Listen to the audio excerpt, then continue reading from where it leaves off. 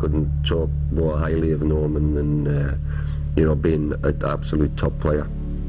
Could have been as good as any player ever. Even for a young man, he had a terrific idea of the game, instant control of the ball, unbelievable temperament. He was unbelievable. I thought, geez, this is a player, and then I heard he was 16. He scared the living daylights out of me.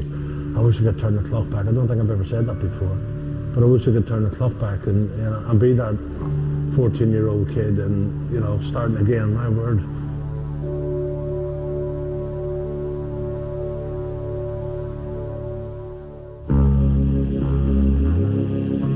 Back then, all I wanted to do was play football. It was a tough, hard place where I grew up, but also it was full of good people, hard-working people. I didn't think too much about the troubles, as it was part of my daily life, and you tried not to let it affect you. The Shankill is a working class part of North Belfast. Belfast is a heavily industrialised city, and when Norman Whiteside would have been growing up in this part of the world, it would have been even more heavily industrialised. Well, when we were younger, it was hard. Bearing in mind the troubles and things that were going on at the time. That was only the start of the troubles when we lived around this area. It was pretty hard for our parents too, because there was nothing to do really.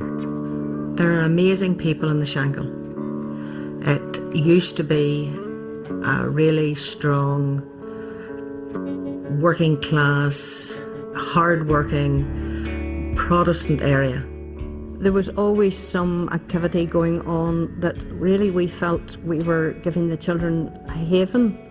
They would come in here and they felt they were safe, at least for the length of the day. There was armies of guys, paramilitaries walking out on the street, and you were kept indoors for days, shootings, everything. So basically we had nothing really to do, other than get to school and come home. And there was no facilities around here whatsoever for us even, to kick a ball about the street. You had to come in early, or else if there was a bomb or somebody shot in the area or anything out there, you were straight in. The children would have shown their upset in various ways, but some of them just life went on as normal.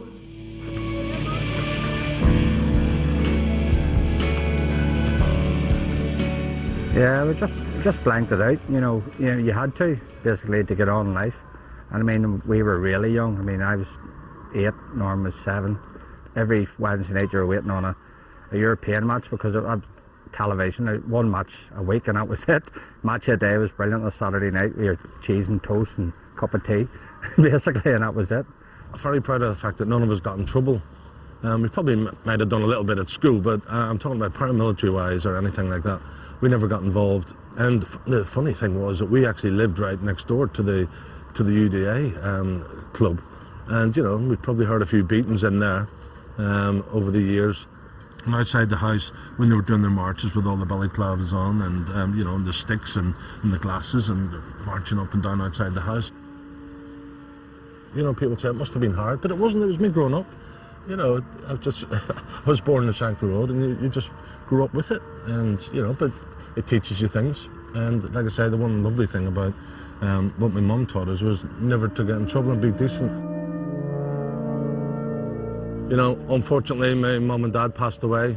A couple of years now, my mum went, my dad went last year. So really, I'm not getting home as much as I'd love to. It was always lovely to come home and see my parents. Cattle on the boil all the time, so miss that. But, brings back lovely memories. 2 up, 2 down, outside toilet, you'd no washing facilities, nothing. We were moved into the bigger of the room. My mum and dad took the smaller room, just to give us more space and things. That there typifies them. They wanted the best for us. If anybody's going to succeed in the family, we give them the opportunity. That was their motto, really. She thought she was the bee's knees, getting buying a brand new house. I can't remember how much it was now. It was 20,000, 20,000, something like that. My mum always wanted her own kitchen and running hot water. So I'm very proud of this little house, and no mortgage, and hot water. She was in her element. She loved it. You did know that there was something. There's them and us. and that's the way you're brought up. But the lovely thing I found about football, it brought all that together. Because when I was a young kid playing for the schoolboy international team or whatever, I was playing with Catholic boys, and it was a great integration for the Catholics and Protestants to play together. And for me, I just think football's a great leveller, and that was the best thing that ever happened to me. Community has changed. Obviously, we've had a peace process, and we have relative peace in Northern Ireland. We're not entirely there yet, but we are in a much better place than we were in those days in Belfast. When I was a kid, there was no such wall. This is my second visit to the Peace Wall, and there used to be a mural of myself, I think Barry McGuigan, Bestie, a few people, and we were on here, and I remember signing it, and now I've come back today to have a look for it, and it's been replaced by graffiti. I was actually quite proud of the fact that, you know, I was on it, if you know what I mean, and, you know, I didn't know much about it. And then, obviously, people sent to my parents, oh, your Norman's on the Peace Wall, your Norman's on the Peace Wall. There's a few people from all around the world we can see. Just seen a few people signing the wall there. So, still very popular, but, you know, we come back in 10 years' time, it'll be something else on the... It might even be down, so you just don't know. Don't know what's around the corner.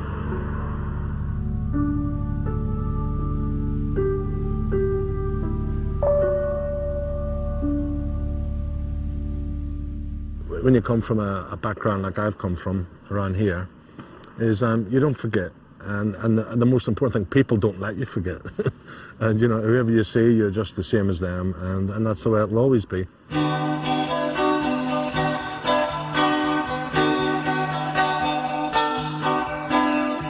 I never ever in a lifetime would have thought somebody would call a football pitch after me, sort of thing. But yeah, it was actually Betty Orr. She was head teacher here, and she just said, do you mind if we call the facility after you, because, you know, local area and boy done well, sort of thing. And I said, yeah, I'd love to, Betty. When they opened it, this C here was an E, so it was like BSE, like mad cow's disease.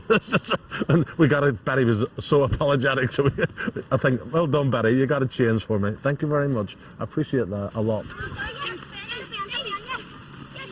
I was just talking to one of the community coaches there, and he was saying he said it's unbelievable the way it's used every day, weekends, night time. And the lovely thing he said as well, he said it's not just kids from around here. He said they come in from all over, different communities, and they use it, you know, and you know, that is brilliant in itself, isn't it?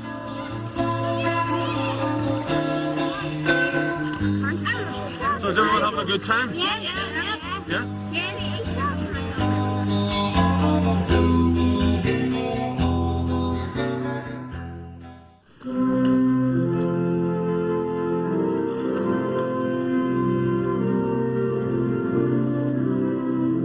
I've got 3 children. My youngest, Clodagh, she got christened here a few years ago, just to keep something going, because it's home from home, if you like.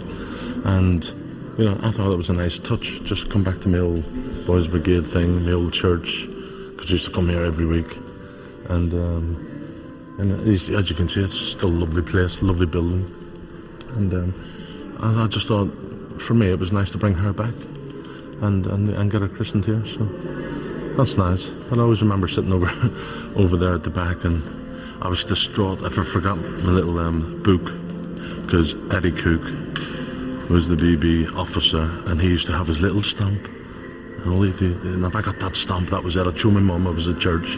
Now I was off playing football. That's the way it was.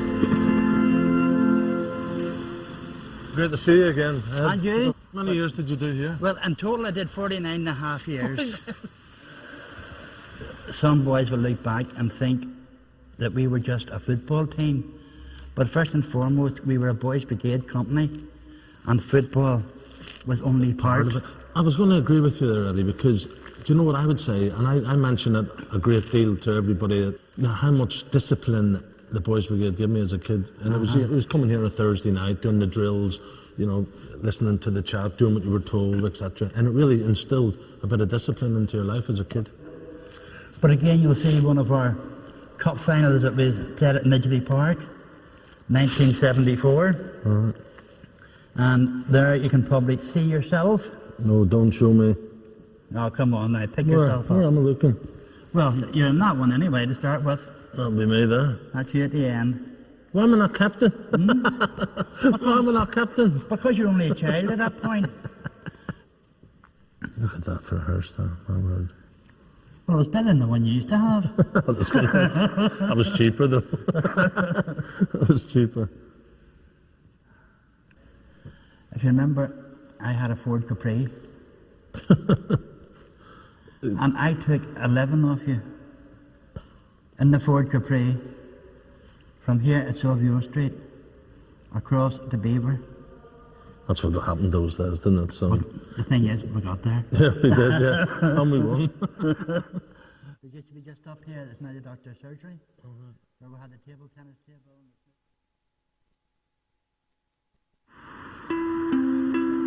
When Norman came into my class, he was the shyest, quietest person I have ever met. I used to come in through these gates, in through the doors there, every morning. School didn't start till 9 and we were at the gate, and the caretaker was 8:15 opening the gates for us, just to get a kick about. Couldn't wait till lunchtime. Back out again into the playground to play football again. I can tell you one thing, his PE teacher knew he was destined for greatness. She said he was head and shoulders above any child that she had ever had in her class. You couldn't have failed to know that Norman was a star in the making. His talents were unbelievable on the pitch. Any kid racing up to tackle him hadn't a chance. But from an early age, I could see the difference. You know, Norman coming, you know, he could play against, and even at a 8, 9-year-old, he could play against 15, 16-year-olds. He was so quiet, he would hardly speak. He would say, Norman, what do you think? And he would go, yes. But when he got out onto the football pitch, different story. Fantastic. Ooh. Oh, lights. Let's have some light. I used to do this. After assembly, we used to have an assembly, and then we'd go back to our classroom, and then my teacher would say to me, Norman, go into the assembly and go into the gym and set up the apparatus for whichever class was having PE. I think for too long maybe teachers put children down, and I don't mean that all teachers were horrible, but just the fact that they were driven maybe to get children through exams, and a child who was arty or a child who was very talented at football, that wasn't considered as good as passing an exam. Someone told me about a nice little photograph of me in one of these rooms. They're telling me, oh, here we go. Oh, that's it. Isn't that good? How cool is that? This could be a Twitter moment. Yep, perfect. He and the boys in the class were always at me. Please, can we do football? So we all trooped out for football. After about 10 minutes, there was a very loud crash, and the football had gone through the assembly hall windows. So that was the end of football for quite some time.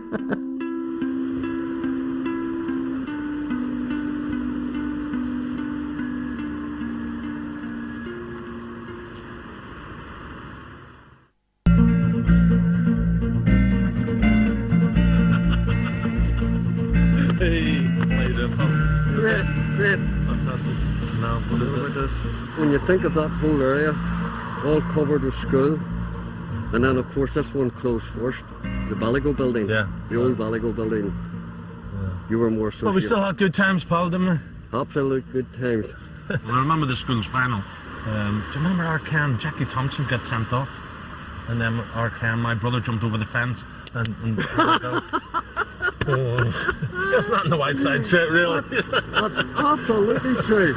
A guy just tore into Norman, and I know he can look after himself, but being big brother, I thought, no, you can't. So I jumped the fence and I punched him. So that's called sticking up for your brother. So there's not much to see here now. It's a shame, isn't it? It's a wee bit heartbreaking, Yeah. especially for me, 40 years. So the referee gave you a hard time. You had strong words with him. He was an absolute disaster. So coming off the pitch, I said to you, Norman, don't you ever do that again. And I made a big mistake, I did. Oh, you hit me. And your fists clenched by your side, and Henry, oh, he's going to punch. I was wearing my wee bonnet at the time, so you took my bonnet and threw it away. That was it. I got my bonnet, followed you into the changing room, and I said, fellas, I have to apologise, I made a mistake. You got up on your feet and you said, you didn't make a mistake, I made it. You don't owe me an apology anymore. And that was it. I don't remember that. Oh, is that it now? I'll give you one back. You were my woodwork teacher, weren't you? That's right. Do you know why I was so good at woodwork? Because every week we went to your class and you used to do like a demonstration at the front of the class. That's right. And I remember dovetail joints and all that That's stuff. right. Mm. But what you used to do was use my piece every week. So at the end, I got the best one. I got 100 out of 100 because mine was perfect. I didn't really realise that, but having the wee soft touch for Norman Whiteside probably worked. I could have went to Ipswich first, and the Ipswich guy was from up here, up the Shankill Road, and he asked me to go to Ipswich, and I agreed to go, and then 2 weeks later he knocked on the door, and he said to me, Mum and Dad, Bobby Robson was the manager of Ipswich then. Yes, that's right. And he said, Mr. Robson thinks that the boy's too young, we'll wait a year. 2 weeks later, Bob Bishop knocked on the door and said, we'll take him now. And that's when I first went to United. Yeah. Didn't take an intelligent man to know what Norman is going to be a good one. He had a big bar of chocolate behind his back. As you were going into the pavilion, you were just walking into the pavilion. You won't remember this, or do you? I know where you are. A big bar of Cadbury chocolate, one of the large ones. And he gave it to you. And I said, Bob, what are you doing? Don't worry, Mr. W says I have him. Oh, you mean for United? You were only 11 plus at that time. I was on holiday, I think it was in America or somewhere, and when he died, and I don't know what year it was, but when he died, and I didn't know until I got back home, and then someone told me the news that Bob had died, and I was absolutely raging. But the press gave me a hard time because I wasn't at the funeral. I didn't even know. And you didn't know. And the press gave me a bit of a hard time saying he's forgotten his roots, he's forgotten where he's come from. You know, that guy made him a start in life, blah, blah, blah. And I was just nothing I could do about it. Why did you ring me and stay on the phone for 55 minutes Were you clocking and tell me the whole story about football? When I said to you, why didn't you ring your mum that you usually do? That must be true. Oh, I used to ring home, of course. She says he normally rings me. I said, well, he rang me and he's on for 55 minutes. I must have just got my fingers stuck in the phone. You could not cope that night. You could not cope. You said, I can't deal with this at all. What do you mean? Something happened that night, Norman, that much, because I have a... Mary remembers it well. She said, well, why are we on the phone so long? I said, he was just not coping with life, and he wasn't coping with what happened on the pitch. I don't know what it was. If it wasn't sent off, it was a booking anyway, at least. No, I don't remember. And it happened in that match. All I know is that Definitely happened. I only remember, I must have been young, but I mean, there was nothing to worry about in my life at that time. It was in your early time. I know, but I had nothing to worry about in my life at that time, so I don't know what the 55, it's just because I loved you. That's why I phoned you. That's what it was. That's what it was. And that's a simple answer. You've another year now at school, Norman, and what happens to you after that? I hope to sign apprentice with Manchester United when I'm 16, after I finish my O-levels at school. That dream was to become a reality, and the mythical Cliff training ground was to become my workplace for the next 10 years. I used to fly over on a Friday night from Belfast, go to my digs, and then we'd come here and play in the morning, get ready, get changed, and then go to Old Trafford and watch the first team in the afternoon, go back to my digs, and then the next day I'd go back to Belfast. And I did that every week, every weekend, which was fantastic for me. As a 16-year-old, there were no thoughts of homesickness, as living away from home was just another step towards my goal of the United first team. You know, me coming from Belfast and living in a house with this grandeur was absolutely fantastic. I actually used to be in the attic up at the top. And then when I first came across, there was myself, Kevin Moran was in for a while, and Ashley Grimes, and then they left and bought their own houses. And then Paul McGrath came. When I met him, I was 22. I think he was only 16, and I just walked into our digs, and Norman was lying on the couch, and I thought, you know, he was like 37 or something, and I said, where is Norman? Like, and the landlady just said, Norman's there on the couch. And he didn't even bother getting up or anything or shaking hands. He was that polite. He just looked up like that and yeah, right, and kept on watching the programme. But he was turned out that we became great mates. We used to every morning from here walk it into the village, get a bus from the village up to White City, which is about 10-15 minutes in the bus. Short walk across to White City, and then I get another bus up to Old Trafford. From Old Trafford we jumped on the minibus, and that took us over to the cliff. So that was our morning, our travel arrangements to get to training every morning. But then the very clever Mr. Whiteside, you know, that thick Irishman they call the Paddy's thick.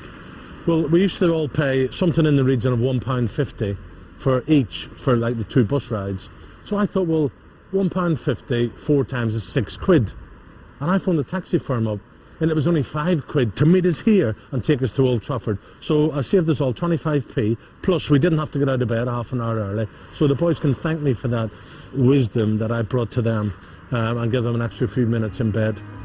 But we had some great fun in here. It was brilliant, really.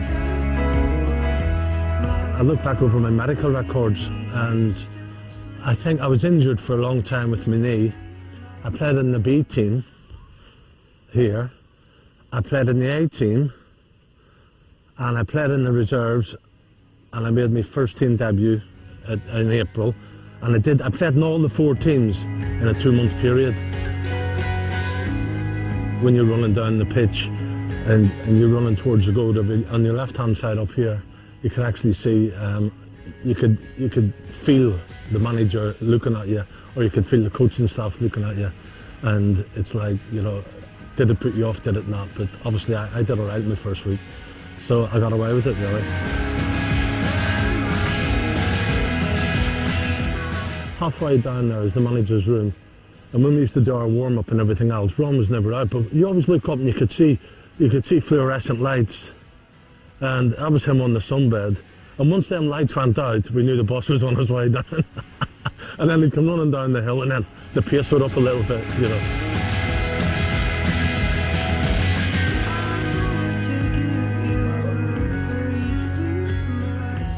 Down to the dressing rooms. This here board was the most important board in the whole club. Whatever, and that was the all-important ball. Everyone just used to run out once the coaching staff came down, find out which team you were playing in on the Saturday morning. And that was it. And this dressing room in here is the apprentice one. I remember having, oh my God, I do remember having one incident in here. Grant Mitchell, he was called, and he sat over there, second peg in, first peg in. And he started taking the mickey out of me for some reason or something like that. And I just got up and I went over and I said, I've had enough now. And I got the metal jug and I whacked him over the head with the metal jug. Just to add a bit of team spirit, you know. And everybody in the dressing room just went silent. And then I sort of got the respect of the dressing room then. It's an absolute thrill to get moved into the reserve team dressing room, because you're moving up and up. I went straight from that dressing room to the first team dressing room, sat next to the captain, Martin Buchan. So there was a few people that were envious about that. The one thing I do miss is the dressing room, is like the day-to-day dressing room. I definitely miss. And I mean, just walking across the cliff there, I wish I could turn the clock back. I don't think I've ever said that before, but I wish I could turn the clock back and, you know, and be that 14-year-old kid and, you know, starting again, my word. Because just looking at that pitch, even walking across there, was brilliant. But, you know, I mean, it's all those years ago. My God, I first came in '78, so what's that? 35 years.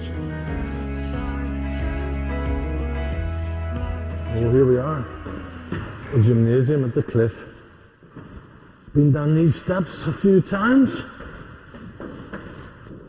obviously it was all the multi-gym and all the equipment of the day. And I spent many, I mean, I did a full year in here one time, 87, with my Achilles tendon, that was. I had those big shoes, I had them built up because to take the pressure off my Achilles tendon. Well, you want to see the boys in here. Talk about taking the mickey.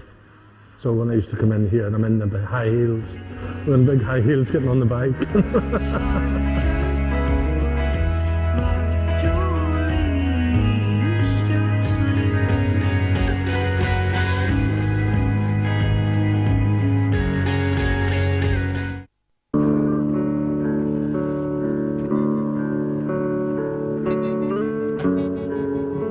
It brings back so many memories.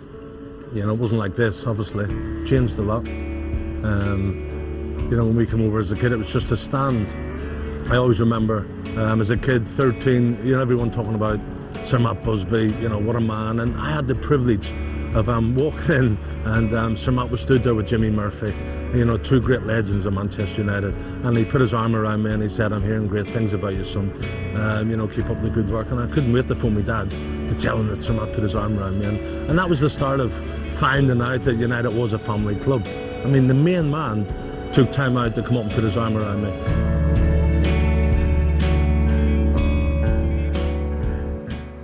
Because that would just take you down to the dressing rooms. And what actually has just reminded me, when we went to an away game, what we used to do, we used to park our cars in here. And then we'd get the bus, obviously play the game at the way, come back, and then it was first out, and I was always last out, and I would take the kit man for a drink for his efforts during that weekend. Everybody had a company car, a club car they called it, and I didn't have one. And I went and knocked on his door and said, like, "Hi boss, I'm 17, I passed my test, and I have a club car." He says, "Come in, sit down." And he gave me another £200 a week extra on a company car, and he put another 2 years on my contract. So, you know, already, I don't know who stood two up there, Ron. But yeah, I got my club car, and he got another 2 years out of me. So.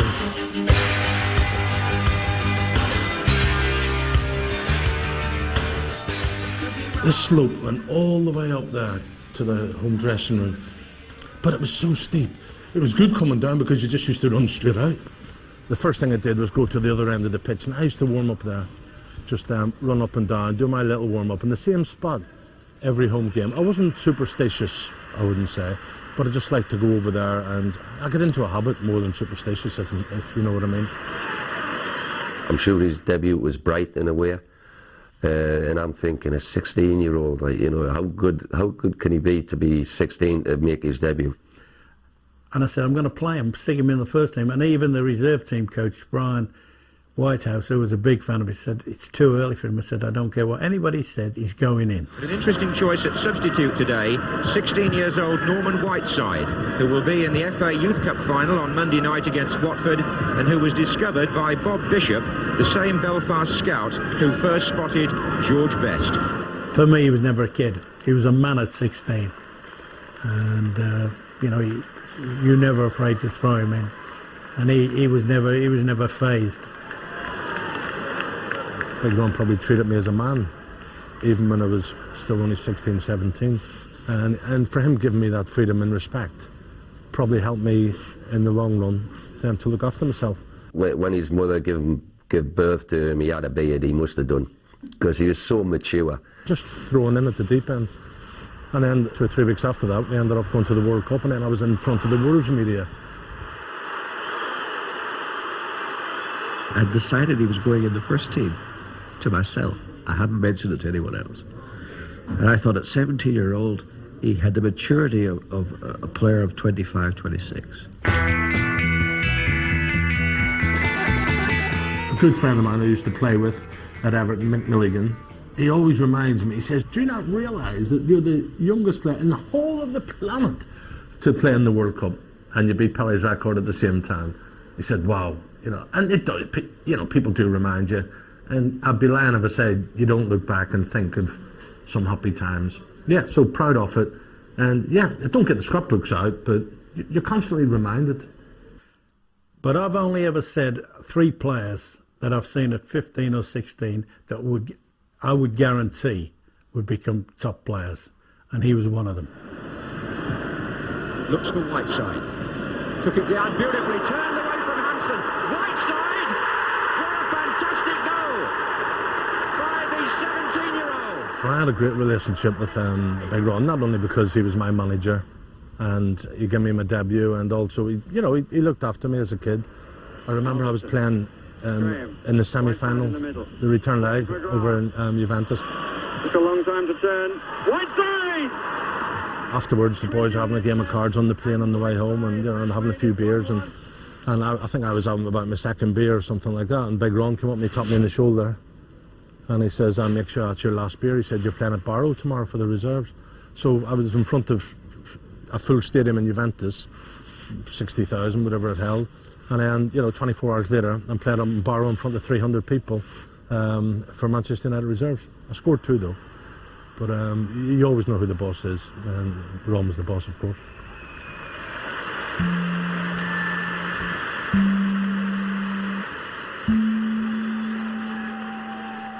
We actually had to play an hour with a man short.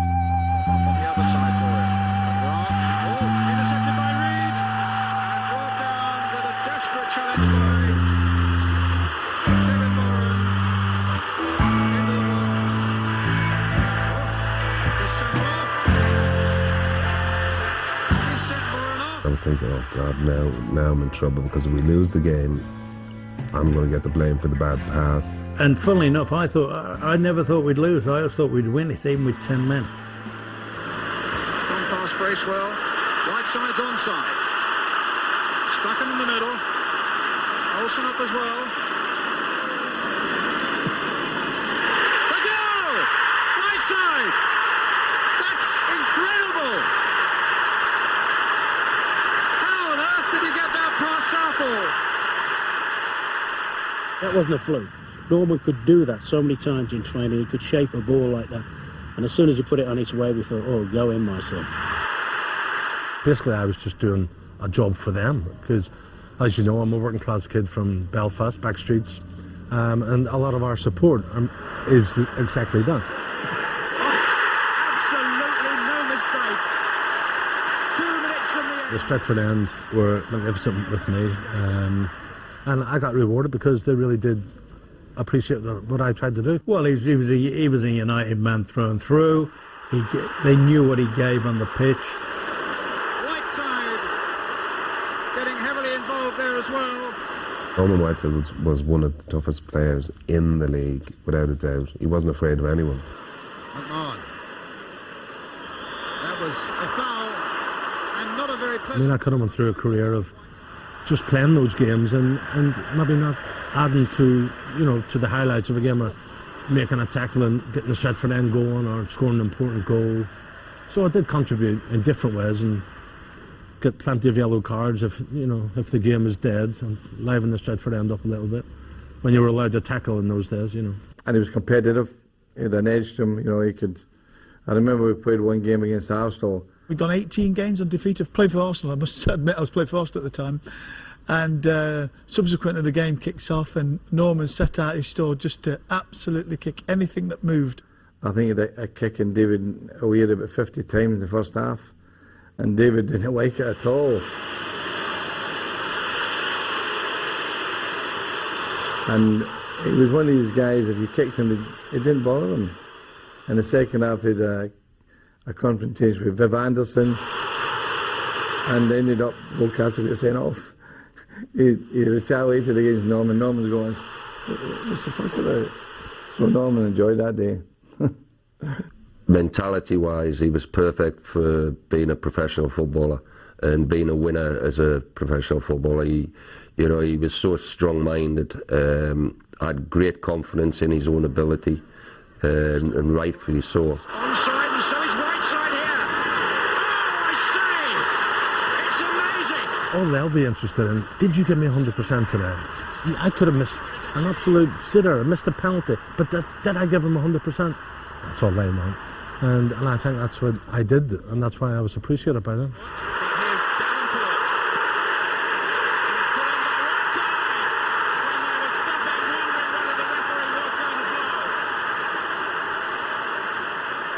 Little wonder that a crowd approaching 50,000 was at Highbury for Arsenal, lying fourth at the start of the day, against Manchester United, who were third. Everywhere Manchester United went, because of the size, the sheer size of the club, that everyone wants to beat. It's their cup final, and there's no doubt about it, them other teams try harder. And Norman Whiteside will come on. I can tell you for now, I was absolutely called all sorts.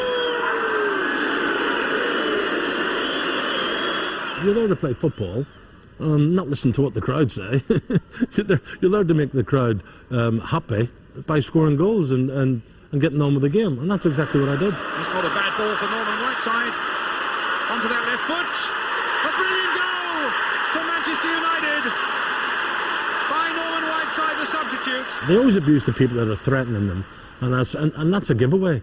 Really, you know, if they had a sign, "We love you, Norman," I'd have been disappointed. That gives United the lead on the half hour. But I've never ever touched shorts. Never in my life have I touched any shorts. It's always a few pints or a nice bottle of wine or two nice bottles of wine, whatever. But yeah, I do like a drink. I'm a social person, and you know, and that's what I do when I go out. I like coming into my local. Sometimes on my own. You know, a day off, I just go and get the paper. I come in, read the paper. I can have 5 pints, 6 pints, and then go home and have my tea and my dinner. So I enjoy doing that. And even going back all those years, in my opinion, we always drank at the right time. I would never drink 48 hours before a game, and I stuck to that, but made up for it, obviously, over the weekend. Saturday night, yes, nice meal, a few bottles of wine, and Sunday, Paddy Curran's pub, and all the boys used to go there all day on a Sunday. Started about 12, finished about 12. That drinking culture didn't really come in. If you had 3 games a week, you know, it was finish the game, go out and you go home. But once we had a free week where we didn't play a midweek game, probably on a Sunday or a Monday, it would be one or the other. Myself, Norman, Kev Moran, Sparky, you know, Paul McGrath, we'd sort of meet for a drink, and it would be a long day. Monday morning was always a blowout. It was always a good thing to get it out of your system. You know, the trainer would know that you'd been out for a weekend, and then it would be a bit of a running session first thing on a Monday.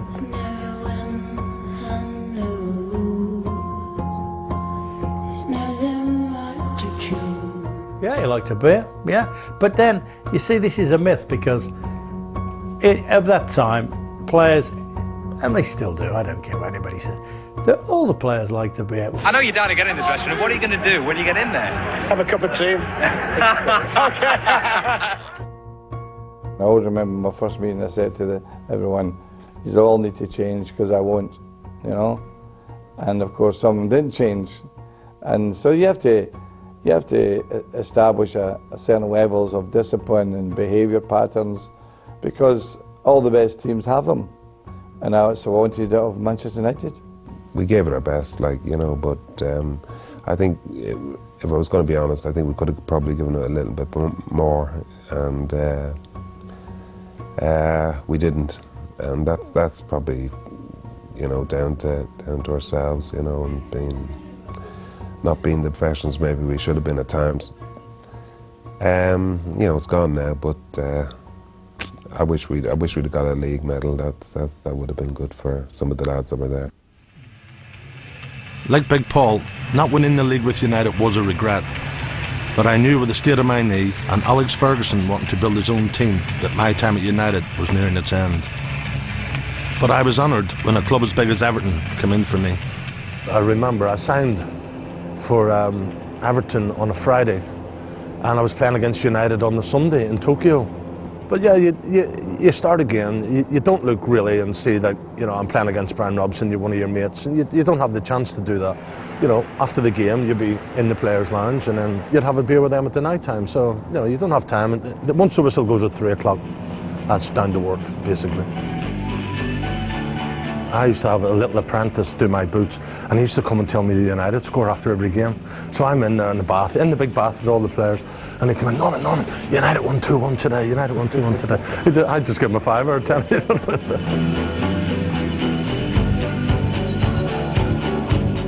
In both medical rooms, both at Old Trafford and here, You know, I got on great with the two physios. First was Jim McGregor at Old Trafford and Les Helm from here. And he respected me because I never had any messing or nothing, you know. And reputations didn't bother me in the least. One of the hardest things he ever done was he took me to a boxing club down in a cellar in the back streets of Liverpool somewhere. What's this? You know, all the bags hanging up and all that. And he's never forgotten it. Punching this bag for 3 minutes, hearing the bell go. Punching it for another 3 minutes, hearing the bell go. And I couldn't wait to hear the third bell. 9 minutes hard work. But it was, it was excruciating. With him spending so much time with me and that, a lot of players had to be kind of strapped up every morning, you know, around their ankles and all that. So I taught him how to do that, and I let him do it.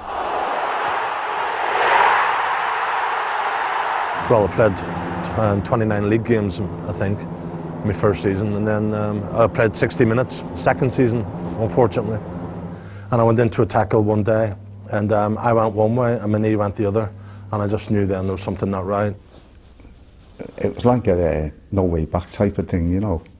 He did his best, and still managed to play a few games and that, but he was obviously never the player that he was. And then I played in the reserves, and you know, you ask anybody who's played in the reserves, and the jump from reserves to the first team is huge. And you know, I could play in the reserves here on one leg, and I used to play and scored 2 or 3 goals, but it's not the same. I had 2 years left in my contract here on very good money. I could have easily just stuck it out and played in the reserves, and you know, and picked my wages up every Thursday or whatever. But we sat around the table and we decided that wasn't right for anyone, and we negotiated around the table. I woke up and I just looked out the window, and I just back into bed and threw the quilt over my head and cried my eyes out. And I did that for a day or two because it was that emptiness is what I had. Nowhere to go. I wasn't going to put another pair of football boots on. And it's one of those days you'll always remember, but you know, it's one of the sad days. I mean, I've talked about some lovely, enjoyable days in football, cup finals, World Cups, etc. But there has to become a bad day, and that's certainly one of them.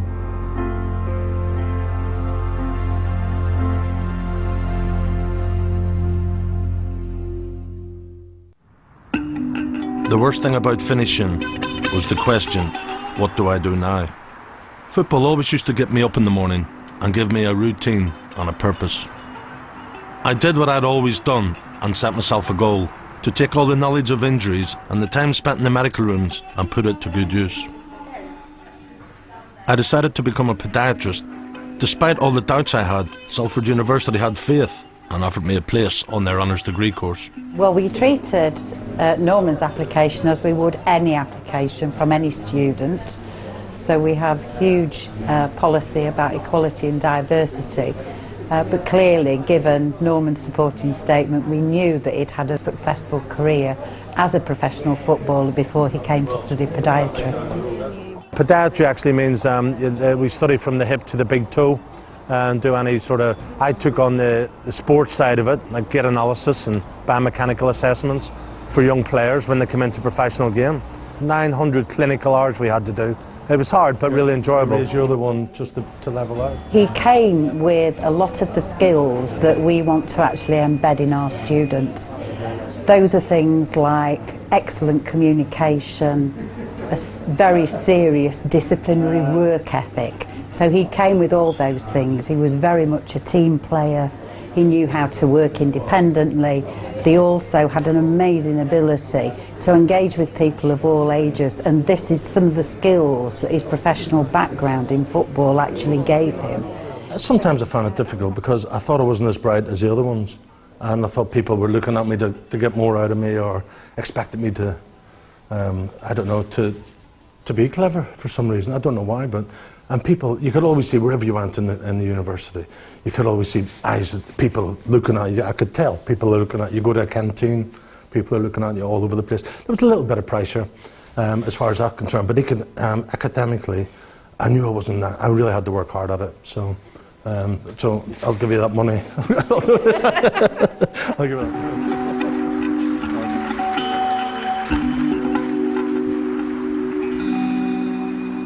I mean, some people might say that I brought on injuries myself the way I played. I mean, I don't know. If he had had injury-free career, who knows what would have happened, where he would have been. You know, it was really unfortunate that he got this injury to his knee, which had affected him badly. Because for me, Norman could have went on to have a reputation like Giggsy or like a Wayne Rooney's going to have by the time he finishes with United. You know, Norman was that good. Could have been as good as any player ever. Like maybe Ron should have put me in and kept me out and put me in and took me out and sort of managed me a little bit differently. And I don't agree with that. At that time, you try and keep a 17-year-old off. You're not playing at Old Trafford in front of 57,000 because I'm resting you.